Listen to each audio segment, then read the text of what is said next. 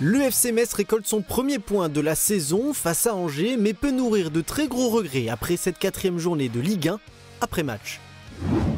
Dans la continuité, place à la principauté pour les Grenats, qui ont rendez-vous sur la pelouse d'un Monaco européen le week-end prochain, avant match. Bonjour à toutes et à tous, bienvenue dans votre nouveau Graouli Mag, nouvelle journée, nouveau débriefing dans la joie et la bonne humeur, on espère en tout cas, parce que ça va être un peu compliqué après ce match nul face à Angers. Quelques regrets évidemment, mais on espère que ça n'a pas atteint le moral de nos chroniqueurs du jour, à commencer avec Franck Signorino. Bonsoir à tous, un petit peu frustré, je pense comme tout le monde par rapport à la tournure du match, par rapport à ce qu'aurait pu représenter ce match, etc. Une rampe de lancement, rattraper quelques équipes devant qui vont se battre, je pense, jusqu'au bout avec le FC Metz. Et du coup, c'est bien dommage.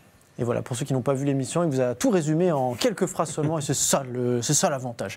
Arthur Carmier est avec nous aujourd'hui. Salut Aymeric, salut à tous. Alors, pour la bonne humeur, il faudra repasser. Mais on va trouver le moyen de rigoler un petit peu. On parlera de pénalty pour se changer les idées. Ouais, non, toujours pas. Ah. À tes côtés, Bertrand Antoine qui s'est mué en commentateur d'un week-end. Ouais, merci à toi. Une belle expérience et puis bonsoir. On va pouvoir passer à la première partie de cette émission, c'est le journal de la Ligue 1. Retour donc sur ce match nul entre le FC Metz et le SCO d'Angers pour la 4e journée de championnat. Arthur, un point oui, mais beaucoup de regrets, on l'a dit. Beaucoup de regrets, surtout sur le scénario du match. Alors on va y revenir sur ces histoires de penalty, mais le FC Metz avait toutes les cartes en main pour remporter ses 3 premiers points de la saison. Il n'y en a qu'un au final, comme le dit Gauthier Heinz, c'est un petit peu comme une défaite. Mais il faut essayer même si on est déçu, il faut essayer de se dire que tu débloques ton compteur et que forcément la saison est encore longue, il y a encore beaucoup de points à aller chercher, mais ça aurait vraiment bien lancé la saison du FC Metz après des débuts super compliqués et ce mercato qui a complètement parasité l'équipe. Le prochain match, c'est un déplacement à Monaco, donc c'est peut-être pas le match le plus évident. Mais pour revenir sur cette rencontre face à Angers, beaucoup de regrets parce que au moins pendant une mi-temps, tu as vraiment la main mise sur le jeu. On ne voit pratiquement pas cette équipe d'Angers, à l'exception de quelques contres. Heureusement que Jonathan Fischer était quand même là et vigilant. Mais pas mal de regrets quand même et pas mal de choses à redire. Il y a cette équipe du FC Metz, Franck, c'est la 2e fois qu'elle ouvre le score dans un match de Ligue 1 et la 2e fois qu'elle se fait rejoindre et qu'elle perd des points avec ça. Ouais, je pense que encore une fois, c'est une gestion de temps fort, temps faible. Sur tes temps forts, je pense que tu dois mener 2-0. Tu as le gardien Angevin qui fait quand même 2 gros arrêts, le penalty plus la tête. Et puis sur ton temps fort de la première demi-heure de la partie, tu dois concrétiser davantage. Et à contrario, quand tu es un peu moins bien, tu as l'impression que cette équipe perd un petit peu le fil. Et elle ne sait pas trop encore faire le dos rond, panique un petit peu. Donc ça, c'est la Ligue 1, c'est le réalisme offensif, défensif. Et au final, tu concèdes quand même des occasions. Et à la fin, tu es presque content de ne pas perdre le match. Parce que, entre le penalty et Fischer qui fait quand même 2-3 arrêts vraiment sympathiques, tu te dis, le nul finalement est équitable et que c'est surtout la gestion de ces moments-là. Je pense que le FC Metz va devoir apprendre très vite parce que tu vois qu'elle a la main mise sur le jeu à certains moments, qu'elle a cette maturité, puis finalement elle la perd. Donc c'est ça qui me dérange un petit peu. Alors, on le voit dans les statistiques de cette rencontre, on va les regarder en termes de possession, c'est plus ou moins équilibré, 55% contre 45, 9 tirs à 10, 5 tirs cadrés pour le FC Metz à 4 pour Angers. Bertrand, c'est vrai qu'on parle beaucoup de cette première période maîtrisée, presque de cette heure de jeu, même ça a été plus compliqué en deuxième, mais finalement les statistiques sont là, le FC Metz n'est pas tant que ça devant. Ouais, c'était. Je crois que tu avais fait part des stats hier sur la première mi-temps. C'était un peu plus élevé. Plus de 60% pour le FC Metz. Sur la possession, donc ça s'est rééquilibré sur la deuxième. Je pense que le coach Angevin a fait des rectificatifs et ils sont revenus avec d'autres ambitions. Je les ai trouvés assez timorés en première mi-temps sur un un projet de jeu sur un bloc relativement bas. Mais même, je trouve que même dans le cadrage, dans l'impact, ils n'étaient pas forcément. Et ça a permis justement au FC Metz d'avoir une possession, je dirais, affirmée, en menant aussi rapidement dans le premier quart d'heure. Donc, tout était plutôt positif. Et effectivement, ça s'est un petit peu dilué sur la deuxième mi-temps.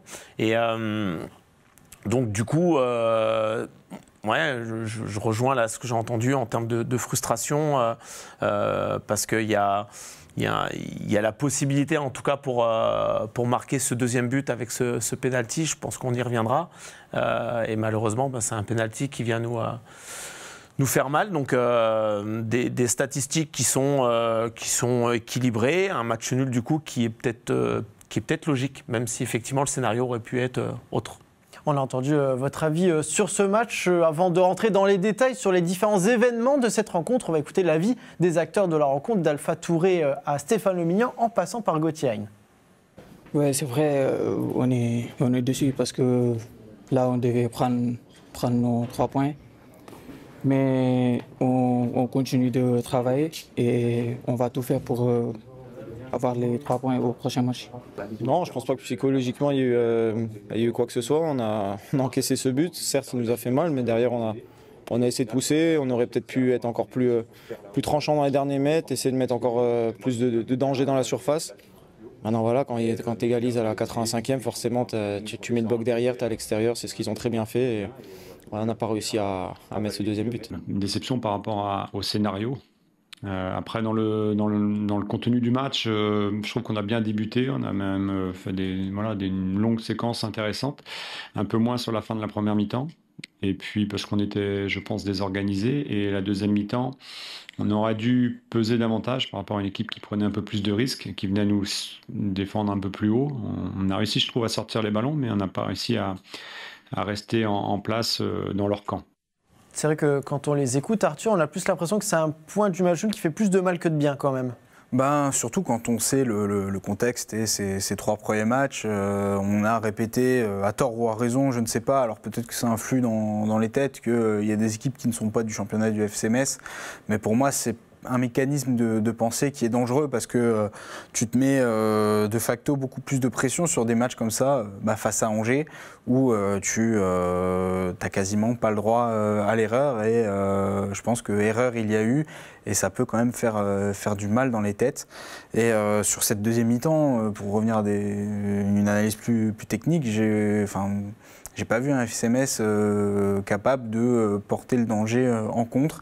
Alors est-ce que c'est le choix des hommes? Est-ce que c'est le coaching en cours de match qui a failli? Il faudrait qu'on en discute avec toi, Aymeric. Mais ça m'embête un peu. J'ai l'impression qu'il a du mal à trouver les clés pour le moment en cours de match, Stéphane Le Mignan, pour que son équipe reste aussi impactante sur 90 minutes. Et peut-être que ce match contre le Paris FC a aussi trotté dans la tête. On l'a dit, ils avaient marqué un premier but, puis égalisé, sans faire prendre par 2 fois. Peut-être que c'est un petit peu traîné dans les têtes. En tout cas, la composition d'équipe, elle a fait peut-être un petit peu parler. Il y avait des absences du côté FC Metz. On va la regarder avec Fischer au but, Kwao Jebama, Yegbe, Touré en défense, Stambouli Traoré au milieu de terrain, accompagné de Tsitaishvili, Gauthier Hein et Ibou Sané. Habib Diallo était attaquant de pointe. Franck, ce qui va évidemment nous faire tilt sur cette compo, c'est ce côté gauche, très jeune, avec Alpha Touré et Ibou Sané. C'est 20 ans tous les deux. Et le but vient du côté droit, bizarrement ou non, mais en tout cas, c'est vrai qu'il a fallu malheureusement, on va dire, construire un petit peu. Et c'est peut-être les choix qui font le plus parler dans ce match-là. Alors, pas forcément en mal, mais... Ouais, même si on sait que le FC Metz attend le retour au premier plan de Ballo Touré, qu'en attendant, il faut bricoler un petit peu, que Yegbe a dépanné dernier match au Paris FC.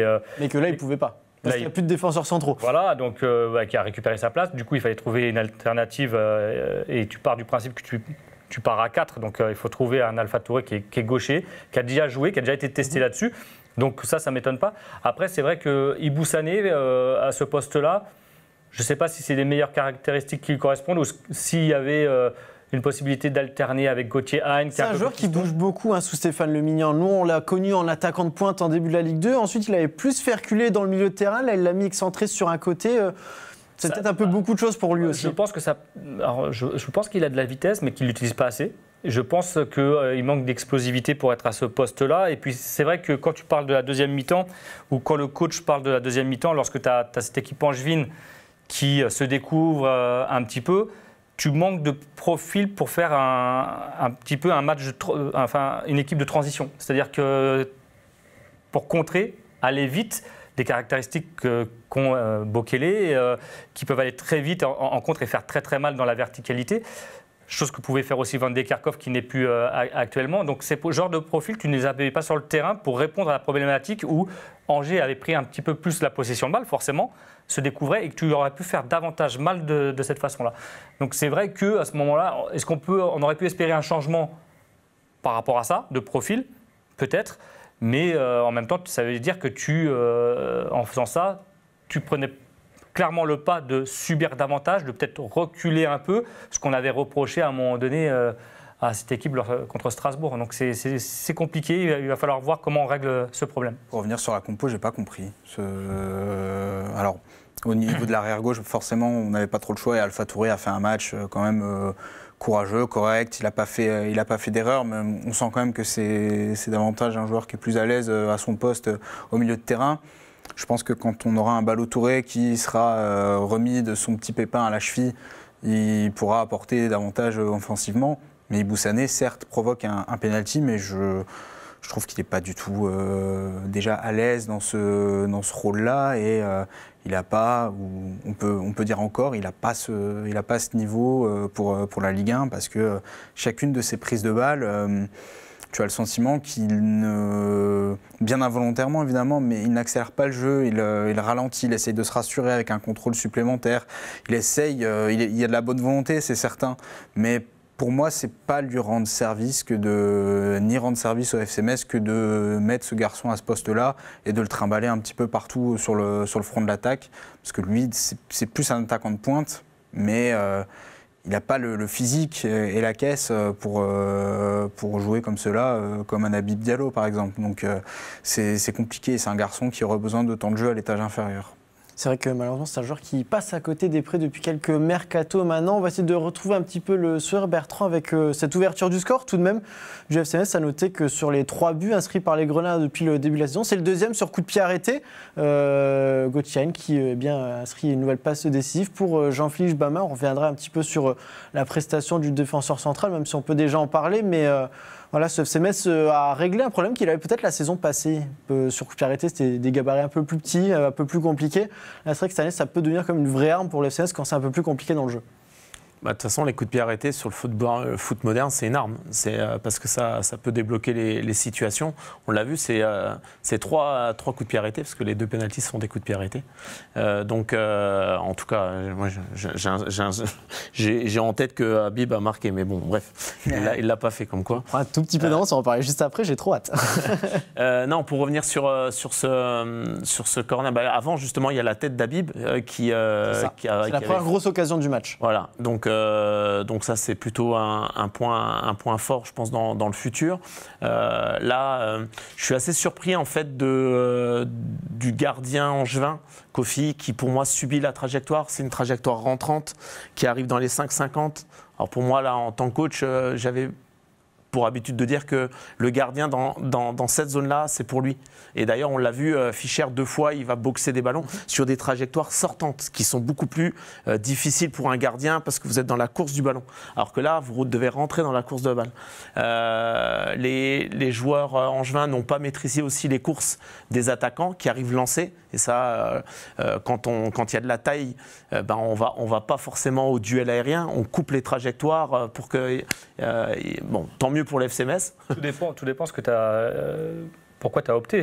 Là, j'ai l'impression... C'est pas le danger, hein. Pas le danger, moi. Hein. J'ai l'impression qu'ils avaient opté pour un marquage individuel. Ouais, c'est ça. Mais tu coupes les courses, justement, à ce moment-là. Oui, mais c'est compliqué. Au départ. Je trouve, notamment pour ce genre de trajectoire, si le gardien ne sort pas, justement, comme tu me dis. Alors que si tu es dans la zone, à ce moment-là, tu reçois le ballon et là, tu es là pour l'attaquer, tu défends une zone et tu vois arriver ton adversaire. Là, tu as l'impression que les joueurs les ont pris de vitesse. Ah ouais, complètement. C'est pour ça que je parle du fait qu'ils ne les aient pas. Comme ils sont au marquage individuel, alors on le revoit peut-être pas l'image, si là, on le voit bien. Voilà, il se laisse surprendre en fait. Fait. C'est-à-dire qu'au départ, tu dois être au contact. Lui aussi, il subit. Tu dois couper. Et en aucun cas, le gardien, il recule. Et en aucun cas, ils savent où est leur adversaire. Le vis-à-vis de Djebamin, le numéro 21, j'ai oublié son nom, lui aussi, il subit, qui faisait pourtant un bon début de saison. Jordan Lefort, lui aussi, il subit un petit peu cette trajectoire. On va dire qu'il est quand même extrêmement bien travaillé, ce corner de Gauthier Hagne, et il retombe vraiment quasiment comme la question, comme une feuille morte, mais d'un coup, d'un seul, dans les pieds de Djebamin. Et c'est vraiment. J'ai pas le même avis dans le sens où pour moi c'est des grosses erreurs des Angevins qui t'amènent. Alors certes, il est dans une bonne zone, il y a le bon appel, il y a la finition, mais si ils sont au départ et si le gardien, pas sûr que ça fasse mouche comme ça a pu le faire. Tant mieux pour le FC Metz. Il fallait bien mettre ce ballon dans cette zone-là, il fallait être à la réception, il faut faire le geste juste pour finir. Donc, tout en étant défenseur central. C'est pas non plus le premier geste qui devient. Et puis ça confirme en tout cas sa montée en puissance et le FC Metz en aura besoin. On parlait de la taille, là on a une défense centrale qui a quand même qui culmine, je pense, à plus d'1m90. Donc c'est important. Après, faut pas oublier aussi que c'est le quatrième match, quatrième défense. Il n'y a pas eu une fois, deux fois en tout cas. Voilà, donc c'est pas simple. C'est en plus. Et ces deux-là, avec Jean-Philippe Djebamin qui était en trêve international, on fait 1 à 2 entraînements seulement ensemble et voilà, se découvre aussi. Pour les réglages, donc. Le FC Metz va monter en puissance. On en parle. C'est vrai que là, on aurait aimé qu'il y ait cette victoire à Saint-Symphorien. Et puis, tu le disais, Franck, à juste titre, qu'on soit, je dirais, avec ces équipes qui ont 3 points. Ça aurait été plus plaisant aujourd'hui. Maintenant, il y a quand même pas mal d'équipes qui sont toujours à portée. Donc, on a un déplacement qui. C'est juste le calendrier qui vient peut-être un petit peu noircir le tableau. Mais je pense qu'avec les retours.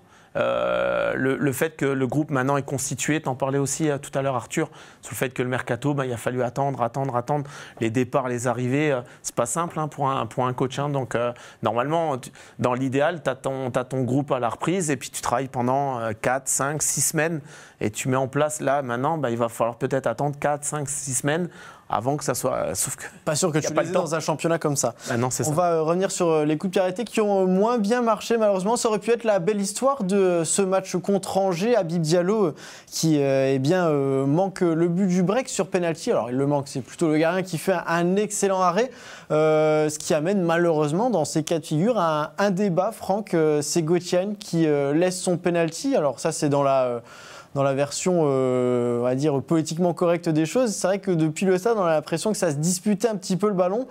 Est-ce que dans ces moments-là, vouloir faire cadeau du ballon à l'attaquant, c'est un truc que tu dois mettre sur la table ou non, tu es le tireur numéro 1 et c'est à toi de tirer quoi qu'il arrive Je crois que c'est un faux débat. C'est vrai qu'il faut savoir ce qui avait été prévu au départ dans le vestiaire. Après, tu as l'arrivée d'Habib Diallo. C'est Gauthier le tireur numéro 1. C'est Gauthier le tireur numéro 1. Même malgré l'arrivée d'Habib Diallo. Après, Gauthier a peut-être voulu, pour la première d'Habib Diallo, le mettre en confiance et justement lui donner ce rôle de leader parce qu'il est arrivé pour ça. Donc, faire une polémique autour de ça, je ne suis pas forcément fan. Des fois, on cherche des problèmes là où il n'y en a pas. Je pense que Gauthier, certes, aurait bien aimé le tirer parce que c'était le tireur attitré qu'il a l'habitude de le faire, etc.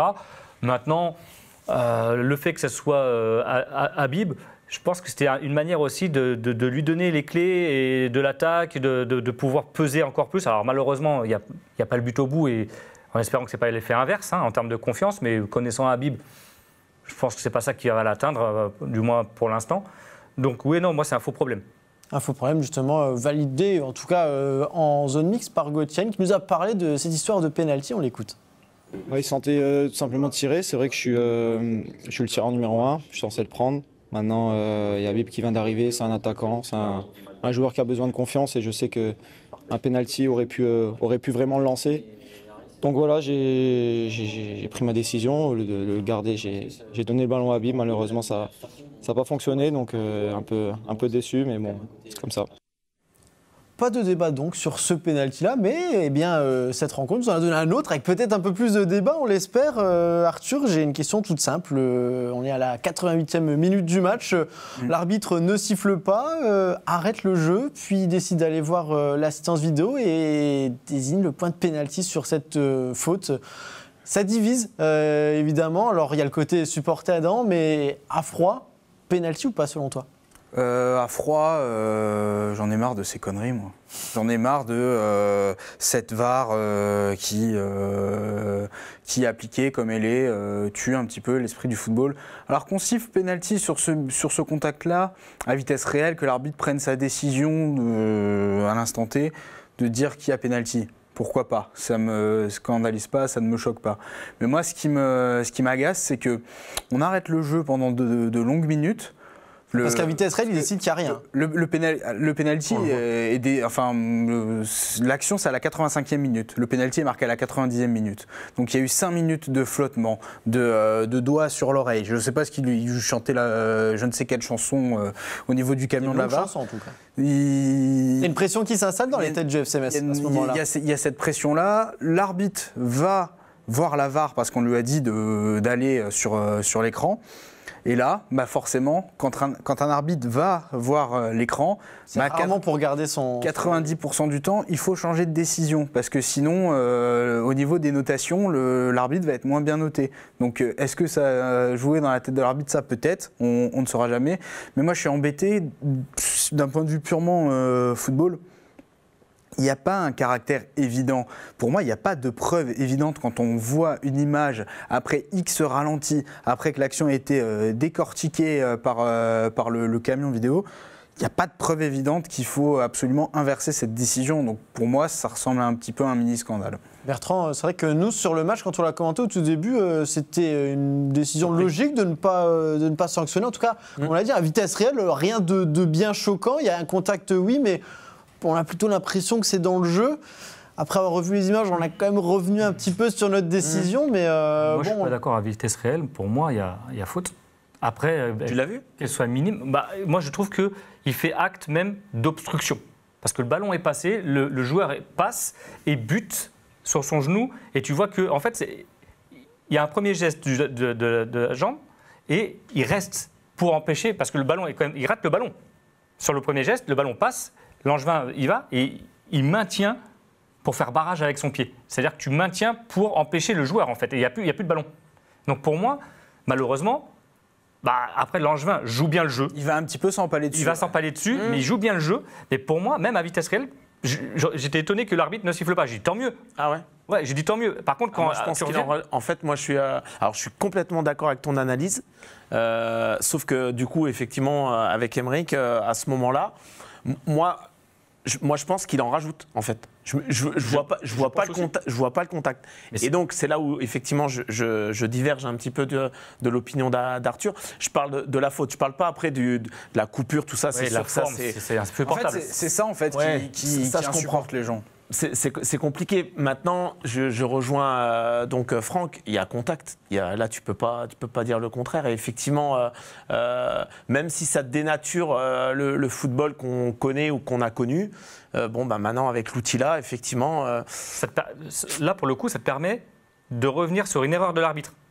Moi, c'est l'inverse qui me gêne. C'est que quand tu as la VAR, que l'arbitre se déjuge, alors que même aux images, on voit qu'il y a faute, ou toi, type Donnarumma, quand il se fait avoir le visage, tu te dis, mais 15 jours avant, le même arbitre siffle, ou 3 semaines avant, sur le Harit avec l'histoire de la semaine contre Marseille. Là, c'est au visage, avec la même explication, et il ne fait pas. Là, alors que tu as la VAR, là, ça me gêne. Et même dans le même week-end, il y a ce penalty qui est désigné sur Messenger, mais dans le match Rennes-Lyon, il y a un tacle sur une semelle où derrière, il n'y a pas la même sévérité. C'est ça qui dérange tout le monde. Il n'y a pas de cohérence entre tous les matchs, même sur un même week-end, sur une même journée, il n'y a pas cette... Ça, ce n'est pas un problème de VAR. C'est un problème aussi de compétence. C'est un problème de compétence, mais tu le vois dans tous les sports.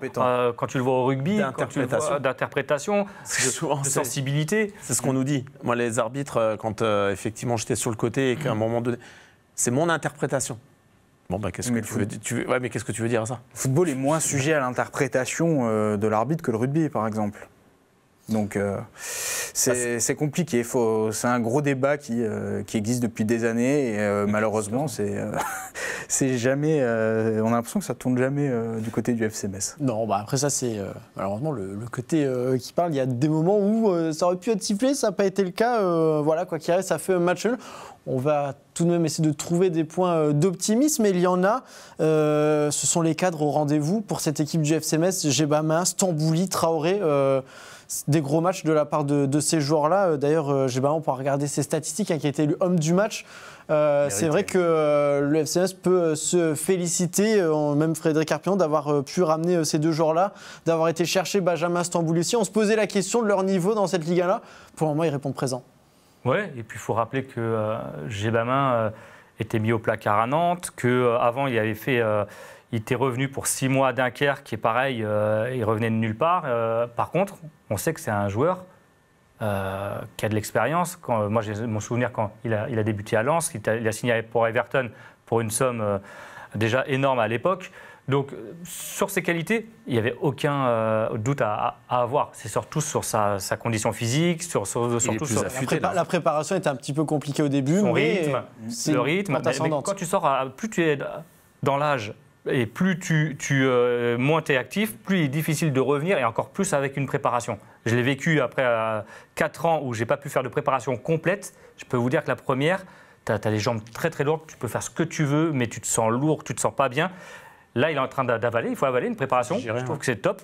Et Benjamin Stambouli, il est sur la continuité. Il a eu du mal en arrivant à Reims, parce qu'on ne lui a pas fait forcément confiance, mais pareil, il était en manque de temps de jeu.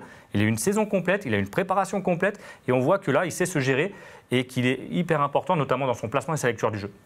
Il y a un joueur, par contre, pour lui, ça a été beaucoup plus compliqué. Ça va clôturer cette première partie d'émission, Arthur. Alors, on espère toujours fermer cette parenthèse pour Cheikh Sabali, mais... On attendait cette première à Saint-Symphorien après tout ce qui s'est passé cet été. Il a été hué par le public. D'ailleurs, malheureusement, sa performance n'a pas permis aux siens de s'imposer ou ne serait-ce que de se démarquer.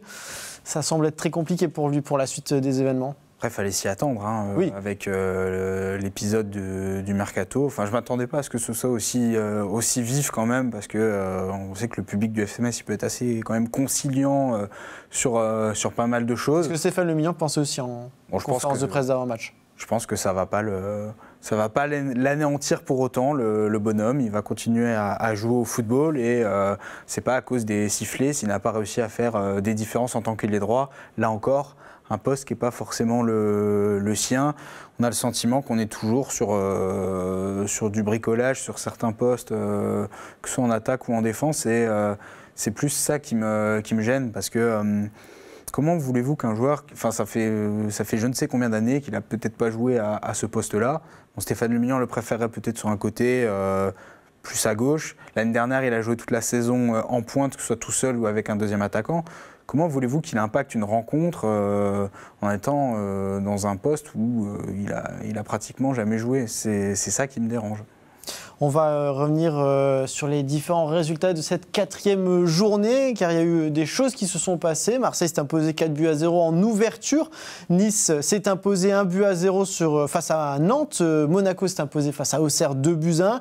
Même score entre Lille et Toulouse, ou entre le Paris FC et Brest. Le Paris Saint-Germain réalise le carton plein en battant Lens 2-0. Strasbourg s'impose malgré son infériorité numérique. Et Rennes s'est imposé face à l'Olympique Lyonnais. Au classement, devant, le Paris Saint-Germain est seul en tête avec 12 points. C'est 4 victoires en 4 matchs dans le bas tableau. C'est ce qui va concerner malheureusement le FC Metz. Toujours cette dernière place à égalité de points avec Brest. Il est vrai que quand on voit très rapidement le tableau, Bertrand, ce qu'on disait tout à l'heure, c'était une belle occasion de revenir entre la 13e et la 15e place, même si on est au début de saison, tout se joue à un mouchoir de poche, ou presque, mais... on se dit aussi, attention, parce que des occasions comme ça, tu n'en auras pas toute la saison. Et le constat est, si tu ne gagnes pas ce match-là, quand est-ce que tu vas gagner un match, quoi? Il ne faut pas être trop décroché, parce que là, ça va devenir difficile sur le plan mental. Ça commence déjà à l'aide, d'ailleurs. Pour moi, non, là, parce que tu es à 2 points de... Non, en tout cas, moi, je suis coach, je ne suis pas inquiet quand tu es à 2 points des équipes. Je le serais, mais c'est personnel, moi, c'est quand tu arrives à 5-6 points, là, tu te dis, attends, là, il faut gagner 2 matchs, il faut que tes adversaires en perdent 2. Là, ça devient un peu plus complexe. Là, bon... Certes, il y a Monaco qui arrive, donc c'est pas génial, mais on va parler du moment présent. Ouais, le plus dur à accepter, je pense, c'est effectivement de se dire, et je rejoins le coach quand il parle du scénario, que tu mènes 1-0, tu as la possibilité de passer devant à 2, enfin passer devant, en tout cas renforcer le résultat et d'aller chercher les 3 points. Ça aurait fait du bien dans la tête, on en parlait en avant-match. La semaine dernière, en se disant que le FC Metz avait besoin de confiance et de pouvoir justement enclencher cette saison, il va falloir attendre. Je crois que j'en ai déjà parlé l'année dernière, ou il n'y a pas très longtemps, en tout cas sur l'endurance mentale. Je crois que c'était l'année dernière, et ça ne vient pas de moi. Je crois que c'était le coach Antonetti qui disait ça à l'époque. Et je le rejoins sur les saisons-là, et on les connaît malheureusement au FC Metz depuis une vingtaine d'années. Donc les supporters, ils ont de l'endurance mentale. Hein. Un scénario comme ça aurait tué tout le monde, mais quand on est supporter du FC Metz, on a l'habitude. C'est certain, sauf que les supporters, ils jouent pas. Donc là, si je fais la petite parenthèse par rapport à Tchèque Savali, on peut comprendre la déception du public et puis de se dire, attends, il respecte pas notre club, il respecte pas le maillot. Oui, il a fait une erreur, ça c'est une certitude. À lui de s'excuser, à lui de remettre les bouchées doubles à l'entraînement, et puis ça reviendra par des performances. Mais le sifflet n'aidera pas, en tout cas, à être meilleur sur le terrain. Ou alors il a une capacité à ce que ça glisse sur lui. Et le gaillard, il est... Pas le cas pour tout le monde. Hein. Ah non, mais c'est humain. Donc voilà, je pense qu'il faut malheureusement, en tout cas malheureusement, il faut passer en disant bon bah ok, t'as fait une erreur, bah, on va t'aider, on est avec toi et puis on verra bien. Je pense que ça passera par d'abord le joueur lui-même. Tu peux faire des erreurs, on en a tous fait, Oui. de comportement, d'attitude, pas forcément par la performance, mais par l'attitude.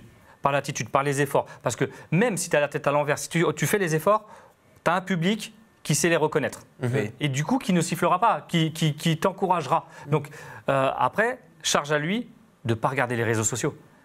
Je pense que c'est... Et de rien publier si je peux aussi. donner un conseil... De rien publier aussi. Et de rien publier, de rien regarder. Non, mais c'est vrai. Parce que si tu te tiens au courant de l'actualité, de ce qui se dit sur moi, tu sais très bien que tu as fait une erreur.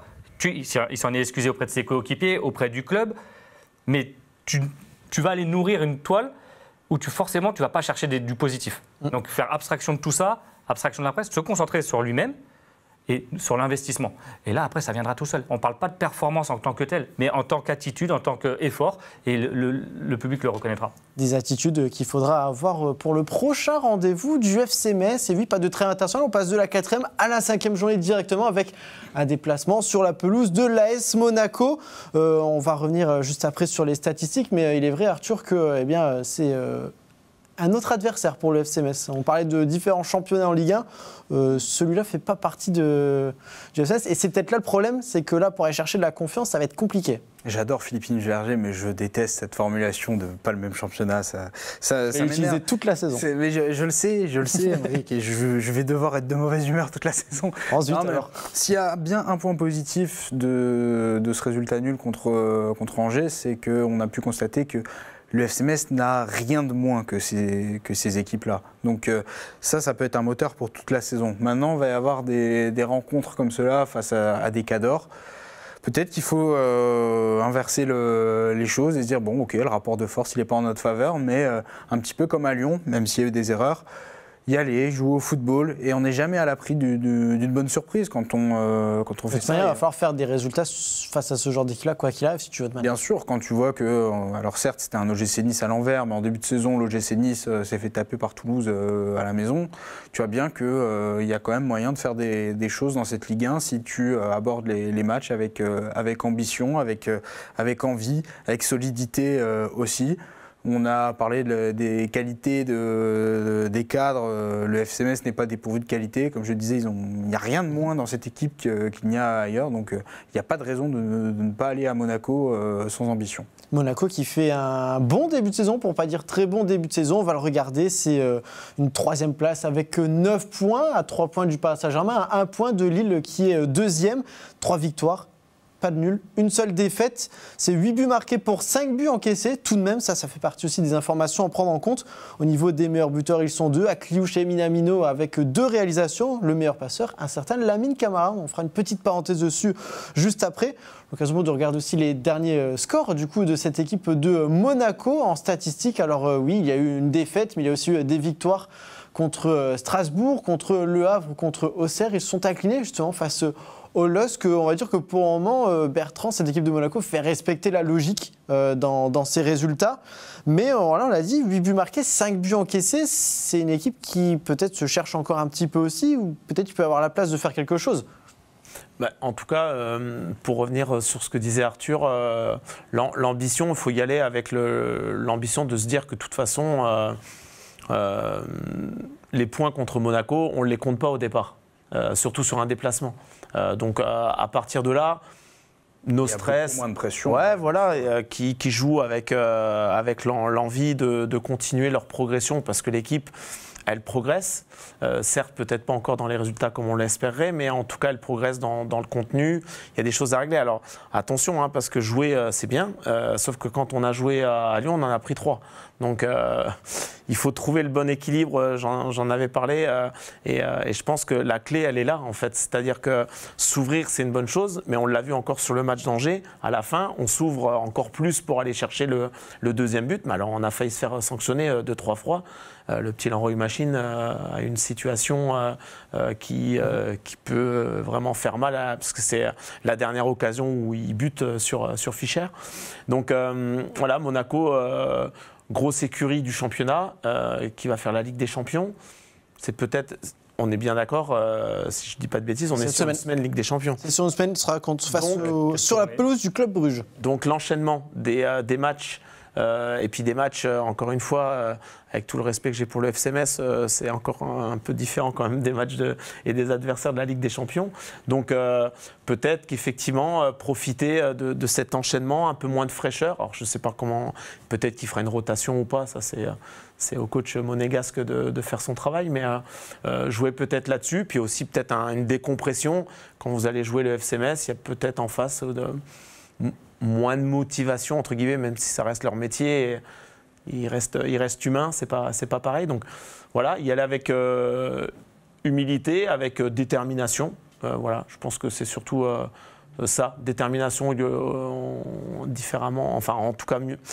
C'est un peu différent de l'ambition, mais tout en faisant attention à bien rester à l'équilibre pour pas en prendre une autre, parce qu'elle ferait quand même un peu mal. Il y a un petit avantage quand même, si on peut considérer ça comme un avantage, c'est que le mercato de l'AS Monaco, c'est un mercato avec quand même Ansu Fati ou encore Paul Pogba. Bon, ils ne seront pas là face au FC Metz, ça c'est un petit avantage.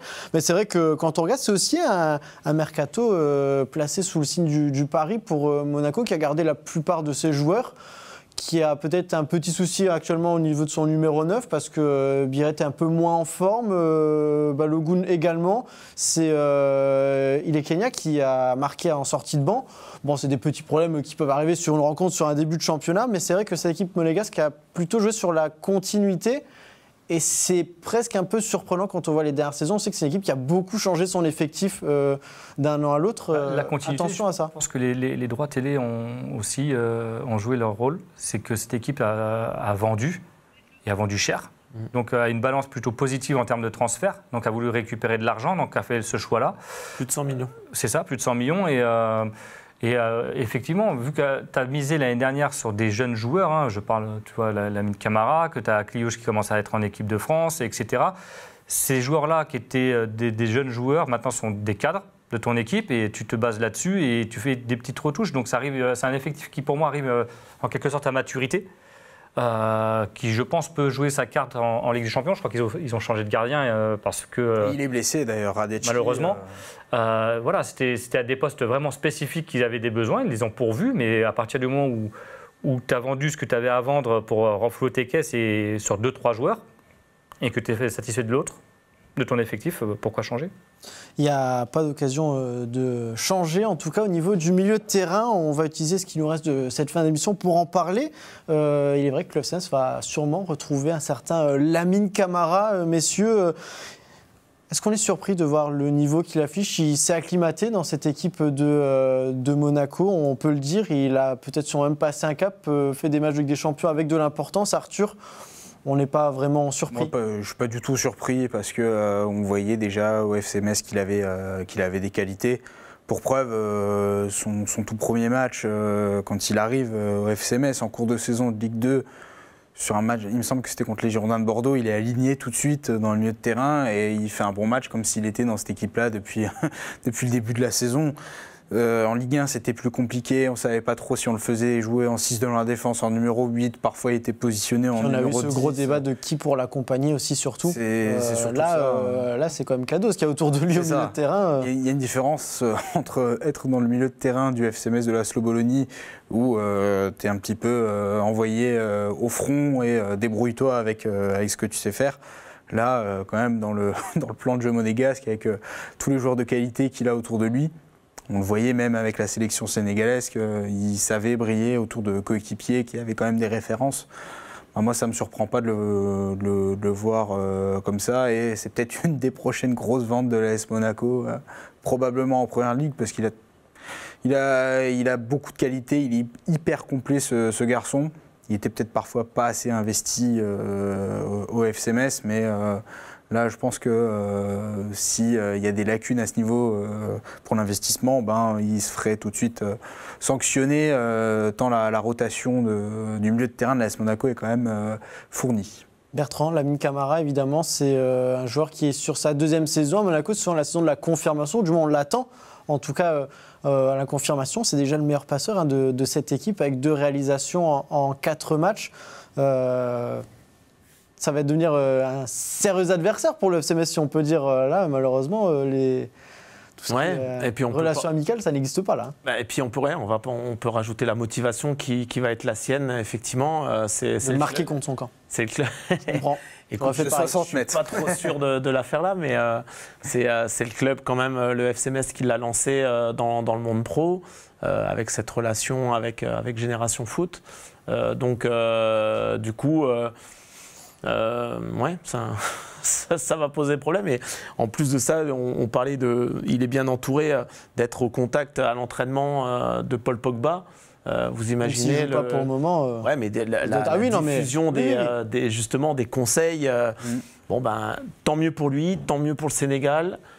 Écoute, qu'il soit bon en Ligue des Champions cette semaine, qui souffle un petit peu ce week-end parce qu'il aura beaucoup donné, parce que la Ligue des Champions, ça fait briller les yeux de beaucoup de gens et surtout ces jeunes joueurs qui, effectivement, à un moment donné, peut-être espèrent t'en parler à la Première Ligue ou trouver un club de cette renommée-là. Il soufflera ce week-end, il sera un peu moins performant, puis on lui souhaite plein de bonnes choses après le match du FCMS. En tout cas, c'est vrai que tu l'as mentionné, Arthur, il y a 2 ans, c'était un sacré bijou que le milieu de terrain nous avait offert sur la pelouse de l'AS Monaco. Si quelqu'un veut l'imiter ce week-end, il sera évidemment le bienvenu.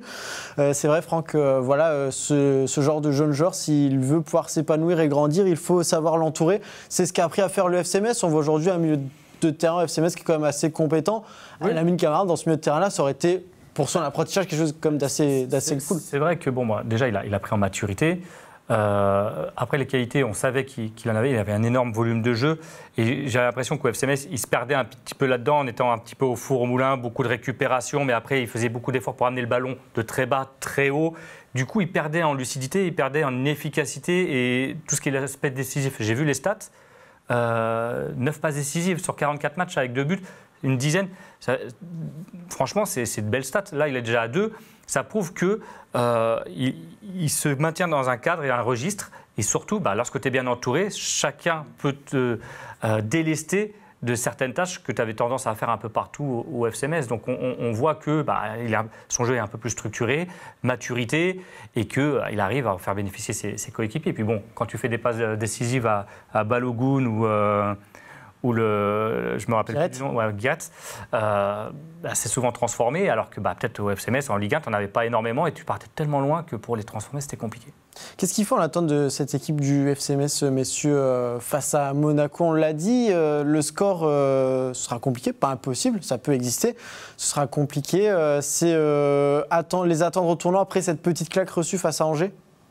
Ça reste une petite claque quand même. Oui, jouer sans pression du fait du différence de statut entre les deux adversaires, essayer de continuer dans les intentions et le projet de jeu qu'on voit depuis le début de saison, à l'exception du match de Strasbourg où vraiment on y est allé un petit peu petit. C'était le contre-exemple parfait, on va dire. C'est ça, pour se rassurer. La preuve, on n'a pas fait grand-chose face à Strasbourg, on perd qu'1-0, mais essayer de profiter de ses faiblesses monégasques, il n'y en a pas beaucoup, mais on sait que parfois défensivement, d'autant que ça a beaucoup bougé pendant le mercato, et même la saison passée, ils se sont fait parfois surprendre à Louis II face à des équipes de plus petit standing. Essayer de profiter de ça pour aller les faire douter, aller les embêter. Marquer forcément, parce que attention, évidence incroyable, pour gagner un match de foot, il faut marquer, mais surtout essayer d'être solide. Je ne sais pas si le système va évoluer par rapport à ce qu'on voit depuis le match de Lyon, mais il faudra continuer avec envie et ambition, parce qu'on n'est jamais à l'abri d'une bonne surprise. Tu disais, Arthur, solidité, moi je pense que c'est surtout ça. Parce qu'on a un coach qui a un projet de jeu bien clairement identifié en termes de possession, en termes de ressortie de balle, même si Aymeric, il se tend un peu quand il y a les relances avec le gardien, pas que, hein, mais bon. C'est maîtrisé, il ne faut pas se tendre. On reparlera de la maîtrise plus tard. Non, c'est un autre débat, ça. Je pense qu'il ne faut pas prendre de but. Parce qu'on a pris un but à chaque match. Alors, c'est sans doute une lapalissade ce que je raconte, mais en tout cas, quand on parle de confiance, quand on parle on ne prend pas de but, on prend un point. On prendra un point à Monaco, ça sera déjà un bon résultat. Et surtout dans la tête, comme je le disais là tout à l'heure, sur le fait que la défense, elle est bougée à chaque match, il faut de la continuité, il faut des repères, il faut... Et on le voit avec, je trouve, en tout cas Jonathan Fischer qui a fait un match quand même relativement abouti. C'est un début de saison frustrant pour lui. Quand tu arrives et que tu en prends 8 déjà, je ne suis pas sûr que dans sa carrière il ait pris autant de buts en pro. Alors chez jeunes peut-être, je ne sais pas, quoique. Même en championnat, parce qu'on l'a dit, les arrêts il les fait en soi. On l'a encore vu la face à Angers. Alors c'est plus ou moins académique quand c'est pas la figure qui s'en charge à la place des gants, mais sur le papier aujourd'hui, c'est aussi un joueur qui rapporte un point au FC Metz. Oui, je pense qu'il a fait effectivement un match abouti et donc voilà, il faudra de la solidité pour revenir ce que disait Arthur, de la solidité, pas prendre de but, de la confiance et puis ramener un point qui permettra au FC Metz aussi à un moment donné d'être moins fébrile dans les têtes. Et puis après, alors là je suis déjà à 15 jours mais on reçoit Le Havre. Alors même si ça plaît pas Arthur. La meilleure façon de préparer Le Havre, c'est ça. Voilà. En tout cas, c'est une équipe qui est plus dans nos cordes, entre guillemets, que Monaco, mais tu as raison. La meilleure façon de préparer Le Havre. Et surtout, c'est quand on dit être solide, c'est pas renoncer au jeu. C'est de ne pas être naïf, ne pas se... Des choses simples, c'est-à-dire que quand tu es à 4, le ballon est à gauche, tu as l'arrière gauche qui monte, l'autre il resserre, il ne s'ouvre pas en même temps, comme ce fut le cas contre le Paris FC sur une perte de balles. C'est juste instaurer des sécurités. Ça ne veut pas dire que tu ne dois pas renoncer au jeu, mais ne pas partir la fleur au fusil. Et puis quelque part, est-ce que tu préfères à un moment donné être un peu moins flamboyant dans la possession de balles, le jeu, etc., et être maintenu en Ligue 1 ? Ou est-ce que tu dis c'était une bonne équipe qui jouait au football, j'ai la référence de Fainduno, d'Archeville, Keita à Lorient, finale de Coupe de France, finale de Coupe de la Ligue, et ils descendent avec nous en 2002. Donc il faut choisir.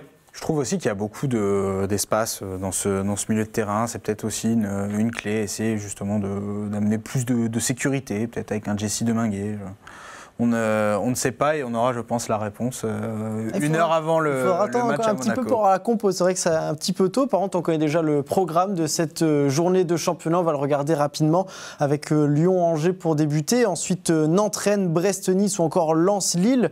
Le dimanche, Paris-FC Strasbourg, Auxerre-Toulouse, Le Havre-Lorient, Monaco-Metz et surtout un Marseille-Paris-Saint-Germain pour clôturer cette journée. Nous, c'est l'heure de clôturer cette émission. Déjà, on va évidemment se pencher sur la prochaine. Merci messieurs de m'avoir accompagné. Nous on se dit à très vite sur Moselle TV.